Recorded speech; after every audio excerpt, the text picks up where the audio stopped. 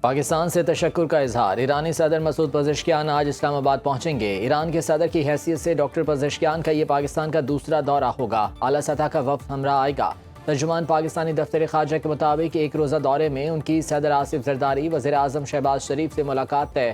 Chairman senate, speaker قومی assembly اور نائب وزیر اعظم بھی ایرانی صدر سے ملاقات کریں گے۔ تجارت، توانائی، سرحدی سلامتی، عوامی روابط اور علاقائی روابط سمیت مختلف شعبوں میں تعاون کو مزید وسعت دینے کے لیے نئی راہیں تلاش کی جائیں گی۔ ایرانی صدر کا دورہ خطے میں امن، استحکام اور پائیدار ترقی کے لیے دونوں ممالک کی مشترکہ خواہش کو اجاگر کرتا ہے۔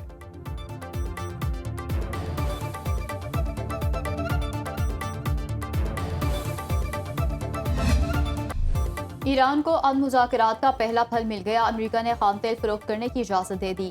امریکی محکمہ خزانہ نے ایرانی تیل اور پیٹرو کیمیکل مصنوعات کی فروخت کے لیے عارضی جنرل لائسنس جاری کر دیا۔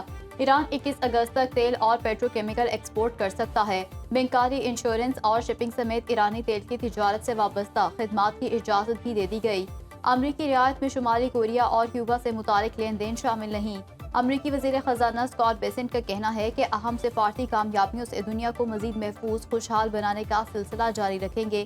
ایران نے آبنائے ہرمز میں جہازوں کی آزادانہ نقل و حرکت کی یقین دہانی کروائی۔ ایرانی وزیر خارجہ عباس عراقچی کی تصدیق۔ سوشل میڈیا پیغام میں کہا کہ ایران کی تیل اور پیٹرو کیمیکل کی برآمدات پر پابندیاں ختم، ایران کے کچھ منجمد اثاثے جاری کر دیے گئے۔ امریکہ نے ایران کی بحری ناکہ بندی بھی ختم کر دی۔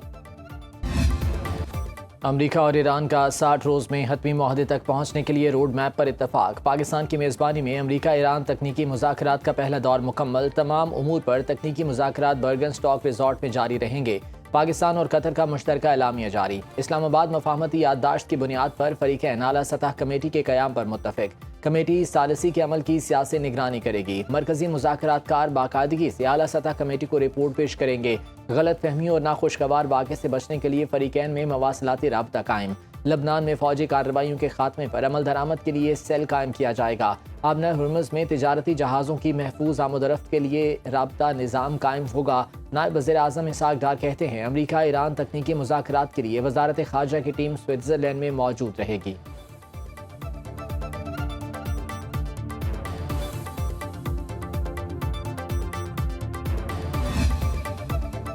اسلام آباد مفاہمتی یادداشت کے تحت مذاکرات مثبت اور تعمیری ماحول میں ہوئے۔ وزیر اعظم شہباز شریف کا ایکس پر بیان، کہا مذاکرات کے دوران حوصلہ افزا پیش رفت حاصل ہوئی۔ وزیر اعظم کا امریکہ اور ایران کی قیادت کو خراج تحسین۔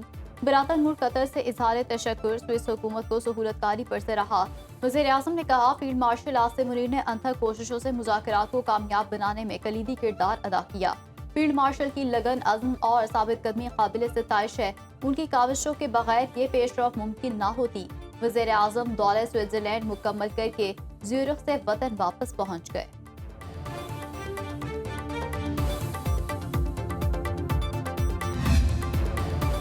ایران IAEA کے معائنہ کاروں کو واپس بلانے پر راضی ہے تاکہ یہ جانچا جا سکے کہ آیا ایران ابتدائی معاہدے پر عمل درآمد کر رہا ہے یا نہیں۔ آبنائے ہرمز باقاعدہ طور پر کھول دی گئی۔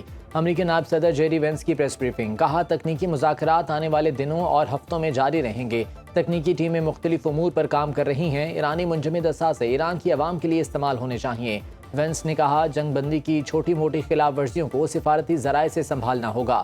جیری وینس مذاکرات کے بعد سوئٹزرلینڈ سے روانہ۔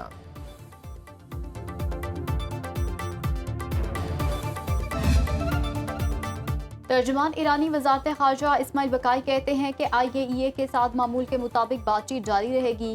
اسلامی مشاورتی اسمبلی اور سپریم نیشنل سیکیورٹی کونسل کے فیصلوں کے مطابق رابطہ جاری رہے گا۔ ایرانی خبر ایجنسی آرنا کے مطابق سوئٹزرلینڈ میں مذاکرات کے دوران جوہری معاملات پر کوئی بات نہیں ہوئی اور نہ ہی ایران نے کوئی نیا وعدہ کیا ہے۔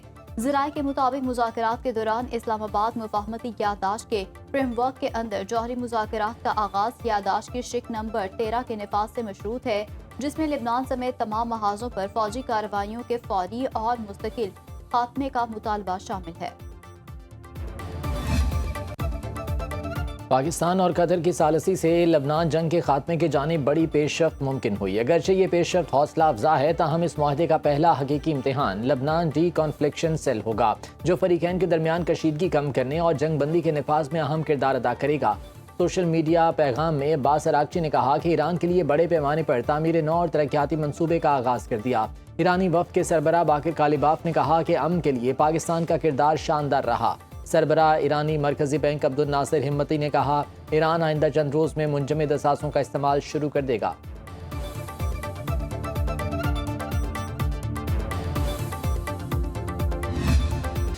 پاکستان کی ثالثی میں امریکہ ایران مذاکرات پر پوری دنیا کی نظریں رہیں۔ عالمی میڈیا نے مذاکرات کو خطے میں دیر پا امن کے لیے اہم پیش رفت قرار دیا۔ امریکی میڈیا ہاؤس ایکزیوس نے لکھا کہ مذاکرات امریکہ ایران براہ راست سفارتکاری کا اہم موڑ ہے۔ بی بی سی کے مطابق ثالثوں کی کوششوں سے بات چیت کا پہلا مرحلہ حوصلہ افزا رہا۔ روئٹرز نے لکھا کہ کشیدگی کے باوجود مذاکرات مثبت اور تعمیری ماحول میں ہوئے۔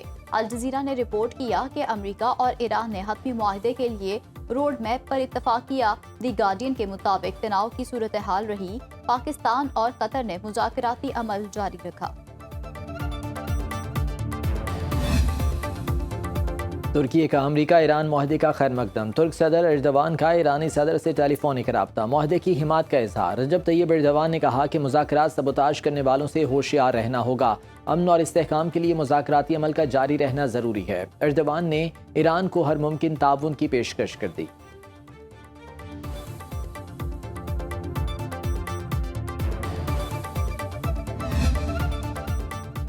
ایران معاہدے پر اتحادی خلیجی ممالک کو اعتماد میں لینے کا مشن، امریکی وزیر خارجہ آج سے خلیجی ممالک کا 2 روزہ دورہ شروع کریں گے۔ متحدہ عرب امارات، کویت اور بحرین میں اہم رہنماؤں سے ملاقاتیں کریں گے۔ امریکی وزارت خارجہ سے جاری بیان کے مطابق مارکو روبیو امریکہ ایران معاہدے، آبنائے ہرمز اور خطے میں امن و استحکام پر تبادلہ خیال کریں گے۔ ذرائع کے مطابق ایرانی مذاکراتی ٹیم کے سربراہ محمد باقر کالیباف اور وزیر خارجہ عباس اراغچی آبنائے ہرمز کے معاملے پر بات چیت کے لیے عمان روانہ ہو گئے۔ دونوں ملک آبنائے ہرمز کے مشترکہ انتظام کو مستحکم بنانے اور 2 طرفہ تعاون بڑھانے پر مذاکرات کریں گے۔ قطر کے راس تفان LNG کمپلیکس میں دھماکہ، پاکستانیوں سمیت 15 افراد جاں بحق، درجنوں زخمی۔ دھماکہ اس وقت ہوا جب مارچ میں ایرانی حملے کے بعد بند کی گئی تنصیبات کو دوبارہ فعال کیا جا رہا تھا۔ دھماکے کی شدت اتنی زیادہ تھی کہ اس کا اثر مرکزی دوحہ تک محسوس کیا گیا اور راس تفان سے 70 کلومیٹر دور رہائشی علاقوں میں بھی کھڑکیاں لرز اٹھی۔ قطر کی وزارت توانائی کے مطابق پلانٹ کی برآمدی صلاحیت متاثر نہیں ہوئی اور نہ ہی ماحولیات کو کوئی خطرہ لاحق ہے۔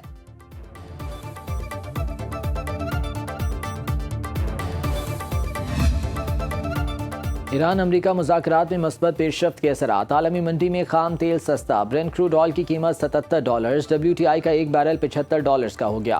گولڈ مارکیٹ میں سونا $4222 فی اونس میں فروخت۔ پاکستان میں سونا $4643 مہنگا، 1 تولہ $4,42,636 کا ہو گیا۔ پاکستان سٹاک مارکیٹ میں 451 پوائنٹس کی مندی، 100 انڈیکس 1,78,472 پوائنٹس پر بند۔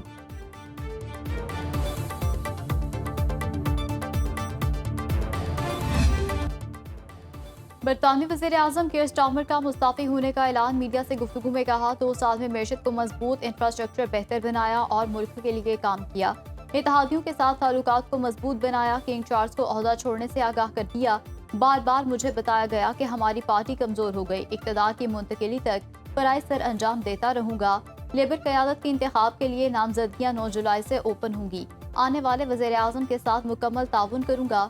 کیئر سٹارمر کے اعلان کے بعد اینڈی برنہم کے وزیر اعظم بننے کی راہ ہموار، برطانیہ میں 10 سال کے عرصے میں 7واں وزیر اعظم حلف اٹھائے گا۔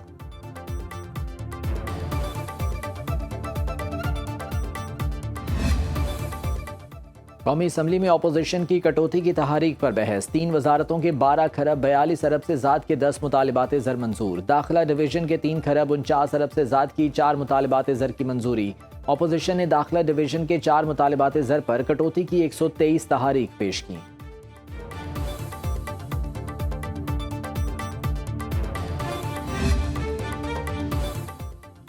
سوچا تھا ہاتھ ملانے سے معاملات بہتر ہوں گے، ہم سب کو ذاتی انا سے نکل کر کچھ کرنا ہوگا۔ چیئرمین تحریک انصاف بیرسٹر گوہر کہتے ہیں محمود اچکزئی نے خود جا کر وزیر اعظم سے ہاتھ ملایا۔ مذاکرات ہماری خواہش ضرور ہیں، لیکن واضح کر دوں ابھی تک کسی سطح کا رابطہ نہیں۔ جب تک لوگ بانی کے ساتھ ہیں وہ مائنس نہیں ہو سکتے۔ سیاست میں کارکردگی پر مقابلہ ہونا چاہیے، نہ کہ جیلوں میں ڈالنے پر۔ ہماری درخواست ہے کل بانی سے فیملی کو ملاقات کرنے دی جائے۔ وفاقی وزیر قانون اعظم نذیر تارڑ نے کہا، ناراض ہو کر بیٹھ جانا اور مارات دینا قانون کی حکمرانی نہیں، سزا عدالت نے سنائی ہے، اس میں حکومت کا عمل دخل نہیں۔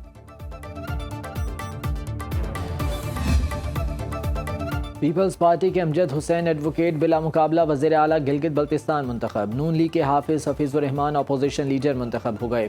پیپلز پارٹی کے عمران ندیم اسپیکر، نون لیگ کے ملک کفایت الرحمان ڈپٹی اسپیکر منتخب، دونوں کا انتخاب بلا مقابلہ ہوا۔ نو منتخب اسپیکر اور ڈپٹی اسپیکر نے عہدے کا حلف اٹھا لیا۔ حکومت سازی کے لیے پیپلز پارٹی، نون لیگ اور آئی پی پی کا اتحاد۔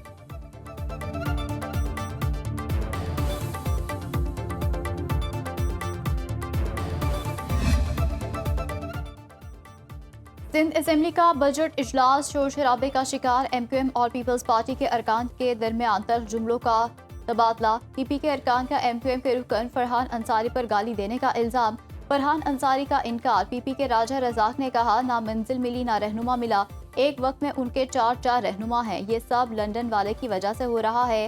امداد پتافی بولے کہ حکومت پر تنقید اخلاق کے دائرے میں رہ کر ہونی چاہیے۔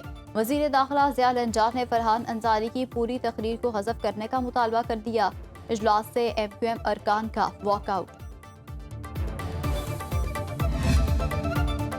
وزیر اعلیٰ مریم نواز کا پنجاب کی بیٹیوں کے لیے سحر پروگرام، لاہور، فیصل آباد، راولپنڈی، ملتان اور گوجرانوالہ میں ہاسپٹیلٹی ٹریننگ کورس مکمل۔ سحر ٹریننگ خواتین کو laptop, internet device, data package اور ماہانہ وظیفہ بھی ملے گا۔ وزیر اعلیٰ مریم نواز نے کہا کہ عورت معاشی طور پر مضبوط ہوگی تو ملک ترقی کرے گا۔ پنجاب کے ویمن پاپولیشن کو قابل قدر اثاثہ بنا رہے ہیں۔